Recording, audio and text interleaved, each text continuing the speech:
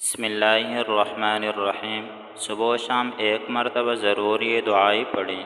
Number 1، بسم اللہ الذی لا یضر مع اسمہ شیء فی الارض ولا فی السماء وهو السمیع العلیم۔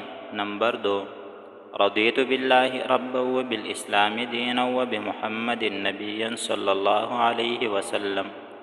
حضرت ثوبان رضی اللہ تعالیٰ عنہ فرماتے ہیں کہ رسول اللہ صلی اللہ علیہ وآلہ وسلم نے ارشاد فرمایا کہ جو مسلمان بندہ صبح و شام 3 مرتبہ یہ کلمات پڑھ لیا کریں تو خدا کی ذمہ ہے کہ قیامت کے دن اسے راضی کریں۔ نمبر 3، اللہم ان ھذا اقبال لیلک و ادبار نہارک و اصوات دعاتک فاغفر لی۔ نمبر 4، هو اللہ الذی لا الہ الا هو عالم الغیب والشہادہ هو الرحمن الرحیم هو اللہ الذی لا الہ الا هو الملک القدوس السلام المؤمن المہیمن العزیز الجبار المتکبر سبحان اللہ عما یشرکون هو اللہ الخالق البارئ المصور له الاسماء الحسنى یسبح له ما فی السماوات والارض وهو العزیز الحکیم۔